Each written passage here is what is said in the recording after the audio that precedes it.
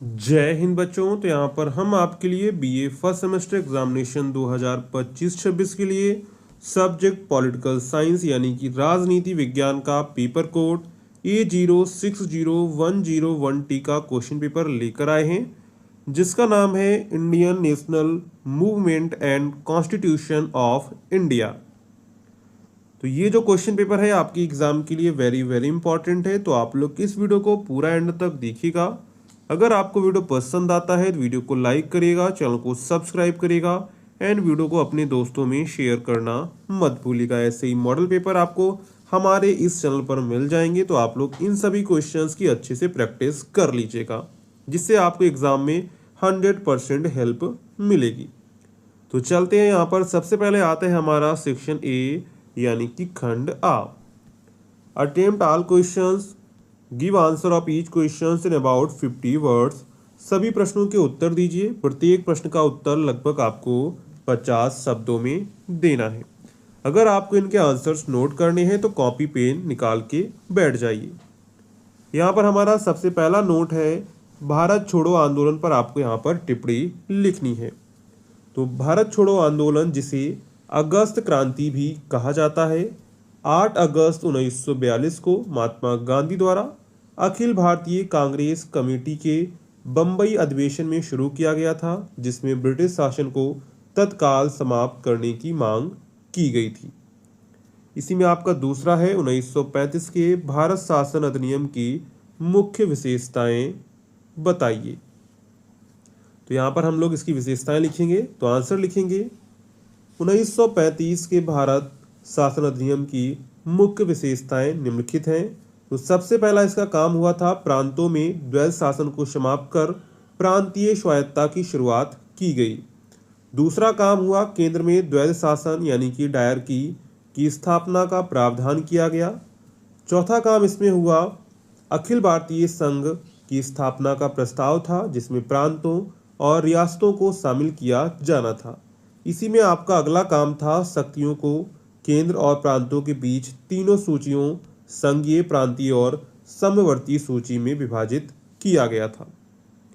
इसी में आपका तीसरा नोट है, संवैधानिक उपचारों का अधिकार यानी कि right to constitutional remedies.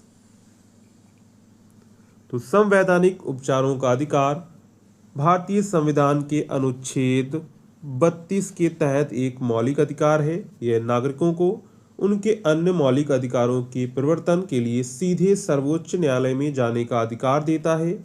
Doctor Bhimrao Ambedkar ने इस अधिकार को संविधान की आत्मा और हृदय कहा था। इसके बाद आपका अगला है, मौलिक कर्तव्य यानी कि फंडामेंटल ड्यूटीज। तो स्वर्ण सिंह समिति की सिफारिशों पर अनुच्छेद 51A भाग संविधान के भाग चौथे में ये जोड़ा गया था। तो मौलिक कर्तव्यों को स्वर्ण सिंह समिति की सिफारिशों पर 42वें संशोधन अधिनियम 1976 द्वारा संविधान में जोड़ा गया था। इसे संविधान के भाग 4A में शामिल किया गया था। वर्तमान में अनुच्छेद 51A में ये आपको देखने को मिलेगा, जिसमें आपके 11 मौलिक कर्तव्य दिए गए हैं। ये कर्तव्य कानूनी रूप से लागू करने योग्य नहीं है, लेकिन राष्ट्र के प्रति नागरिकों के नैतिक दायित्व होते हैं। इसी में आपका अगला है, main source of Indian constitution, मतलब कि भारतीय संविधान के मुख्य स्रोत क्या हैं। मतलब कि जो हमारा भारत का संविधान है वो किन किन स्रोतों से मिलकर बना हुआ है। तो सबसे पहले तो भारतीय संविधान जो है, भारत शासन अधिनियम 1935 ब्रिटिश के संविधान से, अमेरिका के संविधान से, आयरलैंड के संविधान से और कनाडा के संविधान से मिलकर बना हुआ है। यानी जो हमारे जो संविधान सभा की कमेटी थी, उसने क्या किया, जो अलग अलग देश थे उनमें जो संविधान था उसमें से जो महत्वपूर्ण थे, जो कानून थे, वो हमारे संविधान में उन्होंने ले लिए। तो भारत शासन अधिनियम 1935, जिसमें आपका संघीय योजना, न्यायपालिका, राज्यपाल का कार्यालय, ये सारी चीज़ें जो है भारत शासन अधिनियम 1935 से ली गई हैं। इसके बाद संसदीय शासन प्रणाली, एकल नागरिकता, विधि का शासन, ये सब ब्रिटेन के संविधान से लिया गया है। इसके बाद मौलिक अधिकार, न्यायपालिका की स्वतंत्रता, न्यायिक पुनरावलोकन, राष्ट्रपति पर महाभियोग, ये सब अमेरिका के संविधान से लिया गया है। इसके बाद है डीपीएसपी यानी कि राज्य के नीति निर्देशक सिद्धांत, राष्ट्रपति की चुनाव विधि, ये सब आयरलैंड से लिया गया है। तो इसी तरह जो है विभिन्न प्रकार के देश थे जिनमें संविधान बन चुका था, हमने सभी का संविधान पढ़ा और जो हमारे अनुरूप था वो कानून हमने अपने संविधान में ले लिए। इसके बाद है टाइप्स ऑफ सिटीजनशिप यानी नागरिकता के प्रकार। तो देखिए भारत में तो एकल नागरिकता पाई जाती है, तो भारत में केवल एकल नागरिकता का प्रावधान है। इसका मतलब है कि एक व्यक्ति भारत का नागरिक होता है, न कि किसी विशेष राज्य का। यह प्रावधान ब्रिटेन के संविधान से प्रेरित है। इसी में आपका अगला है राइट टू फ्रीडम यानी कि स्वतंत्रता का अधिकार। तो ये जो अधिकार है अनुच्छेद 19 से 22 तक देखने को मिलता है। तो स्वतंत्रता का अधिकार भारतीय संविधान में अनुच्छेद 19 से 22 तक वर्णित एक महत्वपूर्ण मौलिक अधिकार है। तो अनुच्छेद 19 में क्या कहा गया है? अनुच्छेद 19 में भाषण और अभिव्यक्ति की स्वतंत्रता सहित 6 अधिकारों की सुरक्षा दी गई है। अनुच्छेद 20 में क्या कहा गया है? अनुच्छेद 20 में अपराधों के लिए दोष सिद्धि के संबंध में संरक्षण है। अनुच्छेद 21 में क्या कहा गया है? जीवन और व्यक्तिगत स्वतंत्रता का संरक्षण है। अनुच्छेद 22 में कुछ मामलों में गिरफ्तारी और निरोध से भी संरक्षण देखने को मिलता है। इसी में आपका है इक्वलिटी बिफोर लॉ, मतलब कि विधि के समक्ष समानता। तो विधि के समक्ष जो समानता है अनुच्छेद 14 में देखने को मिलता है। किसमें देखने को मिलता है? अनुच्छेद 14 में। तो विधि के समक्ष समता या समानता भारतीय संविधान के अनुच्छेद 14 के तहत एक मौलिक अधिकार है। यह सिद्धांत ब्रिटेन से लिया गया और इसका अर्थ है कि कानून की नज़र में सभी व्यक्ति समान है, चाहे उनकी स्थिति या पद कुछ भी हो। कानून सभी पर समान रूप से लागू होता है और किसी के साथ भेदभाव नहीं किया जा सकता है। इसी में आपका अगला है राष्ट्रपति के आपातकालीन शक्तियों से संबंधित अनुच्छेद कौन कौन से हैं? तो सबसे पहला आता है राष्ट्रीय आपातकाल जो अनुच्छेद 352 है। यह तब लगाया जाता है जब देश में युद्ध, बाहरी आक्रमण या सशस्त्र विद्रोह के कारण सुरक्षा को खतरा हो। इसके बाद अनुच्छेद 356 है, इसमें राष्ट्रपति शासन लगता है। इसे राज्य में संवैधानिक तंत्र की विफलता की स्थिति में लगाया जाता है। इसके बाद अनुच्छेद 360 वित्तीय आपातकाल पर लागू होता है। जब देश की वित्तीय स्थिरता को खतरा होता है तो राष्ट्रपति यह आपातकाल लगा सकते हैं। इसके बाद निर्वाचन आयोग की भूमिका क्या है, इसके बारे में आपको बताना है। इसके बाद आता है आपका सेक्शन बी यानी कि खंड बा। तो attempt any 5 questions, give answer of each question about 200 words. किन्हीं 5 प्रश्नों के आपको उत्तर देने, प्रत्येक प्रश्न का उत्तर लगभग आपको 200 शब्दों में देना है, ठीक है। जिसमें आपका प्रश्न है discuss the causes of birth and growth of Indian national Congress, यानी भारतीय राष्ट्रीय कांग्रेस की उत्पत्ति एवं विकास के कारणों की विवेचना कीजिए। तो इसका आंसर आप लोग नोट करेंगे। भारतीय राष्ट्रीय कांग्रेस की स्थापना 28 दिसंबर 1885 को हुई थी। यह ब्रिटिश साम्राज्य में एशिया और अफ्रीका में उभरने वाला पहला आधुनिक राष्ट्रवादी आंदोलन था। इसकी उत्पत्ति के प्रमुख कारण थे। सबसे पहले राष्ट्रीय एकता की आकांक्षा, यानी कांग्रेस की स्थापना का एक मुख्य उद्देश्य था शिक्षित भारतीयों को एक मंच पर लाना था ताकि वे राष्ट्रीय हितों पर चर्चा कर सकें। दूसरा था ब्रिटिश नीतियों से असंतोष। उस समय की ब्रिटिश सरकार की नीतियों के कारण भारतीयों में बढ़ता असंतोष एक महत्वपूर्ण कारण था। इसके बाद राजनीतिक चेतना का उदय। तो शिक्षित भारतीयों में राजनीतिक जागरूकता बढ़ रही थी और वे सरकार के संचालन में अधिक भागीदारी चाहते थे। इसके बाद भारतीयों का हित। तो कांग्रेस का उद्देश्य भारतीयों के हितों की रक्षा करना और सरकार की नीतियों में सुधार लाना था। इसी में आपका तीसरा प्रश्न है डिस्कस द इम्पोर्टेंस ऑफ स्वदेशी मूवमेंट, यानी स्वदेशी आंदोलन के महत्व की विवेचना कीजिए। तो जो स्वदेशी आंदोलन था वो 1905 के बंगाल विभाजन के विरोध में शुरू हुआ था। इस आंदोलन का महत्व निम्नलिखित था। सबसे पहले तो था आत्मनिर्भरता और एकजुटता को बढ़ावा देना। इस आंदोलन का उद्देश्य ब्रिटिश वस्तुओं को बहिष्कार करके स्वदेशी उद्योगों को बढ़ावा देना और आत्मनिर्भरता को प्रोत्साहित करना था। इसके बाद है आर्थिक प्रभुत्व को चुनौती देना। इस आंदोलन ने ब्रिटिश के आर्थिक प्रभुत्व को चुनौती दी जिससे उनके वस्त्र उद्योग को नुकसान हुआ था। इसके बाद राष्ट्रीय चेतना को प्रोत्साहन देना। तो स्वदेशी आंदोलन ने राष्ट्रीय चेतना को बढ़ावा दिया और बाद के राष्ट्रवादी आंदोलन के लिए आधार तैयार किया गया। अगला है जन भागीदारी। इस आंदोलन में समाज के सभी वर्गों, हिंदू, मुस्लिम, गरीब अमीर और स्त्री पुरुष ने समान रूप से भाग लिया था। इसी में आपका अगला है भारतीय संविधान की विशेषताएं बताइए, कैरेक्टरिस्टिक्स ऑफ इंडियन कॉन्स्टिट्यूशन। तो भारतीय संविधान की मुख्य विशेषताएं निम्नलिखित हैं। सबसे पहले सबसे लंबा और लिखित संविधान, यानी जो भारतीय संविधान है वो सबसे लंबा और लिखित संविधान है। ये दुनिया का सबसे बड़ा लिखित संविधान है। कठोरता और लचीलेपन का मिश्रण, संविधान में संशोधन की प्रक्रिया ना तो बहुत कठोर है ना ही बहुत लचीली है।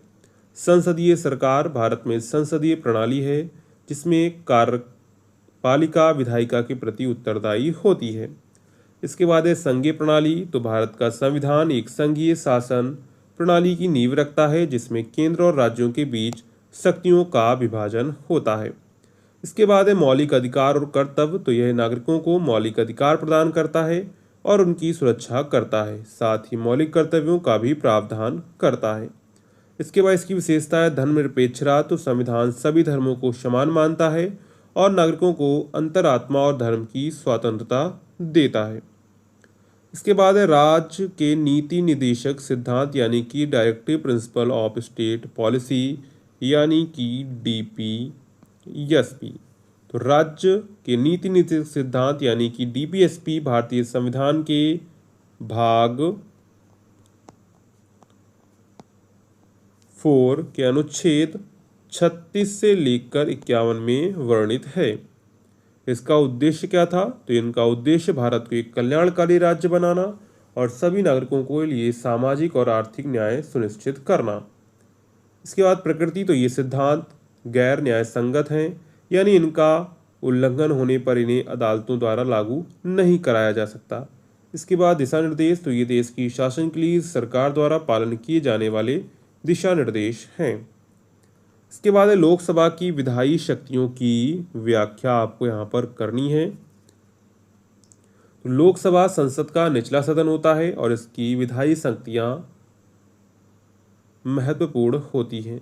सबसे पहला इसका काम है कानून बनाना, यानी लोकसभा का मुख्य कार्य संघ सूची और समवर्ती सूची में सूचीबद्ध विषयों पर कानून बनाना, संशोधित करना या निरस्त करना। इसके बाद साधारण विधेयक। कोई भी साधारण विधेयक तब तक कानून नहीं बन सकता जब तक कि वह लोकसभा द्वारा पारित ना हो जाए। इसके बाद धन विधेयक। तो धन विधेयक केवल लोकसभा में ही पेश किया जा सकता है और इस पर लोकसभा का निर्णय अंतिम होता है। इसके बाद संविधान संशोधन। तो लोकसभा राज्य सभा के साथ मिलकर संविधान में संशोधन कर सकती है। इसके बाद है कार्यपालिका पर नियंत्रण। तो लोकसभा प्रश्नकाल और अविश्वास प्रस्ताव जैसे तंत्रों के माध्यम से कार्यपालिका पर नियंत्रण रखती है। इसी में आपको अगला है explain the financial relationship between the centre and state under the Indian constitution. भारतीय संविधान में केंद्र राज्य के वित्तीय संबंधों की व्याख्या आपको यहाँ पर करनी है।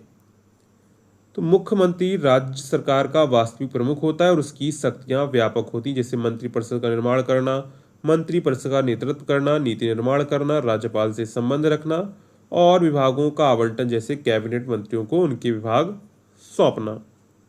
इसी में आपका अगला है explain the role and function of a governor in India, यानी भारत में राज्यपालों की भूमिका एवं कार्यों की विवेचना कीजिए।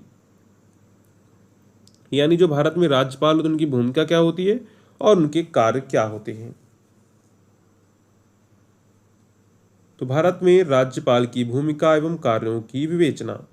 तो राज्यपाल जो होता है राज्य का संवैधानिक प्रमुख होता है। सबसे पहले इसके पास कार्यकारी शक्तियां होती, जैसे सभी कार्यकारी कार्रवाइयां राज्यपाल के नाम पर की जाती है। वह मुख्यमंत्री और मंत्रिपरिषद की नियुक्ति करता है।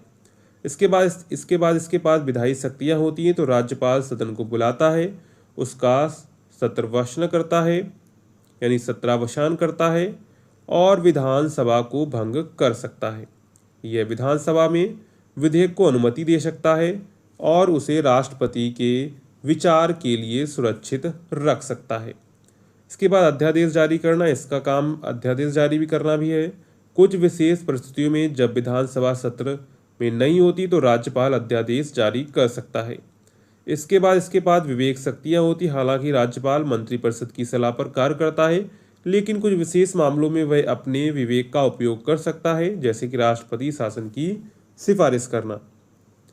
इसके बाद खंड सा यानी कि आपका सेक्शन सी है। Attempt any two question, give answer of each question in about 500 words, यानी किन्हीं 2 प्रश्नों के आपको उत्तर देने, प्रत्येक प्रश्न का उत्तर लगभग 500 शब्दों में आपको देना होगा। ठीक है,